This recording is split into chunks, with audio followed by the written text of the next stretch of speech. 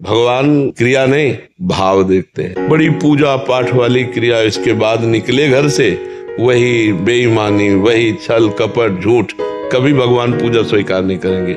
वो सब पूजा राख हो जाती है। जैसे राख में हवन किया जाए तो व्यर्थ हो जाता है ना, ऐसे पूजा व्यर्थ। ईमान से चलो, धर्म से चलो, भगवान का नाम जप करो। कभी आरती पूजा न करो तो भगवान मान रहे, तुम्हारी आरती हो रही, तुम्हारी पूजा हो रही। धर्म से चल रहे हो ना, नाम जप कर रहे हो, भगवान की आज्ञा का पालन कर रहे हो, आप भगवान के दास हो। 2 घंटे 2.5 घंटे खूब पूजा का विस्तार, खूब फल फूल लगाए और बेईमानी, दूसरे की संपत्ति हड़पना, ऐसा तो वो पूजा बिल्कुल कोई सी काम में नहीं आएगी। वो पूजा ऐसे समझो जैसे राख में किया हुआ हवन। भगवान कपिल देव जी कहते हैं खूब भगवान से अपनापन करके धर्म पूर्वक चले और नाम जप करे, इसी से भगवत प्राप्ति हो जाती है, इसी से भगवत प्राप्ति हो जाती है। हमें कितनी शीतलता और विश्वास है धन पर।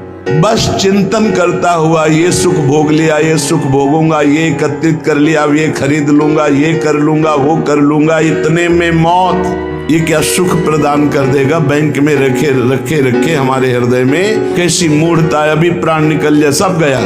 जब प्राण निकलने का समय आता है तो जीवन में जो किया वही सामने नाचता है और वही तुम्हारे अगले जन्म का हिसाब बन जाता है। नेत्रों के सामने छा जाएगा वही दृश्य जो तुम्हारी दुर्गति होनी है।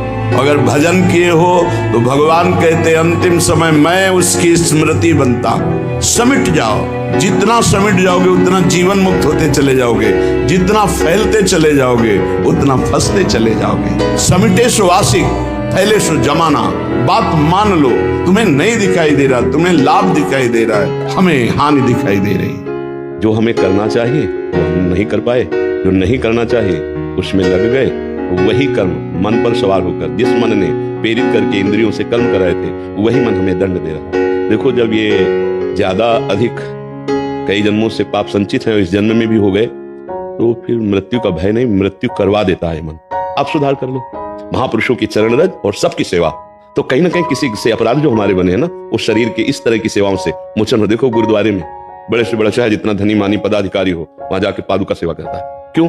क्योंकि हमारे अहम को वहां गलित होना पड़ेगा, हमारे पाप नष्ट हो जाएंगे, तब हम गुरुवाणी को समझ पाएंगे, तब हम महापुरुषों के मार्ग में चल पाएंगे। इसीलिए हम सबसे हाथ जोड़कर प्रार्थना करते हैं कि आपका खान पान पवित्र होना चाहिए, आपका पेय पदार्थ पवित्र होना चाहिए, आपके आचरण पवित्र होने चाहिए। इसके लिए आपकी बुद्धि शुद्ध होनी चाहिए। बुद्धि शुद्ध होने के लिए राधा राधा राधा राधा, कोई पैसा नहीं लगता, कोई मेहनत की बात नहीं, उठते बैठते चलते फिरते राधा राधा।